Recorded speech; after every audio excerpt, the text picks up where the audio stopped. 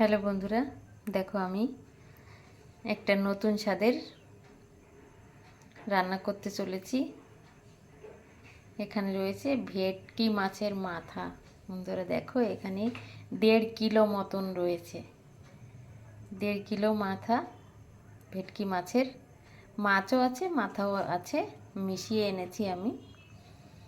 তো একটা পুরো একটা গামলাই হয়ে গেছে, দেখো ভর্তি হয়ে গেছে পুরো। আমি রান্না করতে এই যে মশলা নিয়ে নিয়েছি। কাঁচা হলুদটা আমি বেশি এখন ইউজ করছি, কারণ আমার ছাদে হয়েছে বাড়িতে, যার কারণে কাঁচা হলুদটা, ওই দেখো কাঁচা হলুদ কেটে রেখেছি ওর মধ্যে মশলা তৈরি করার জন্য।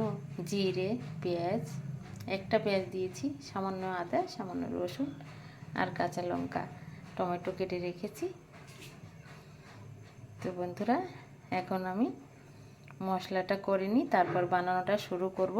ভেটকি মাছের মাথা মাছ একই সঙ্গে বানাবো, ঠিক আছে? তোমরা দেখতে থাকো।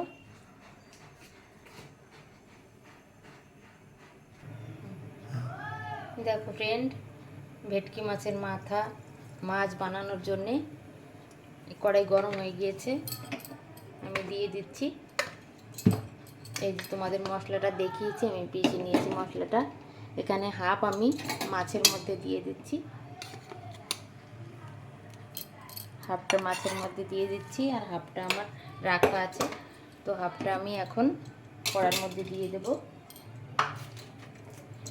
এখানে রয়েছে সামান্য একটুখানি গোটা জিরে, 2টো লঙ্কা, তেজপাতা, টমেটো,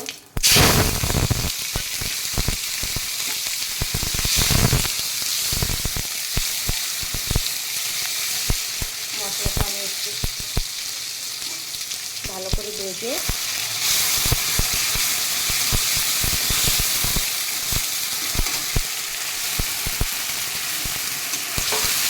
এখানে মশলাটা হতে থাক।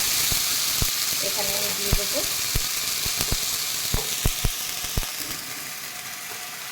পরিমাণ মতো নুন,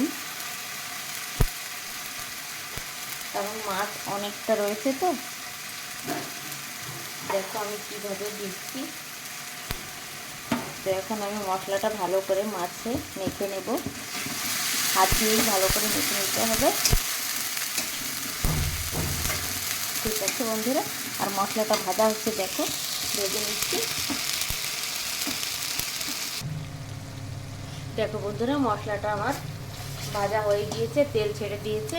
এখন যে মশলাটা মাখিয়ে রেখেছিলাম মাছের মাথাগুলোতে আমি দিয়ে দিচ্ছি।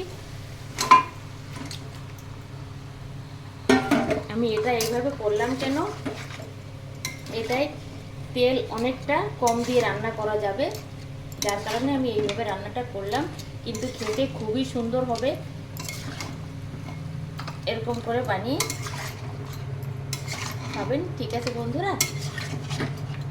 সুন্দর একটা রান্না এটা। এখন আমি খুব সুন্দর করে কষিয়ে নেব, তারপর আবার দেখাবো। কষানো হয়ে গিয়েছে, আমি সামান্য একটু জল দিয়ে দিচ্ছি পরিমাণ মতন, হালকা করে একটু জল দিয়ে দিলাম।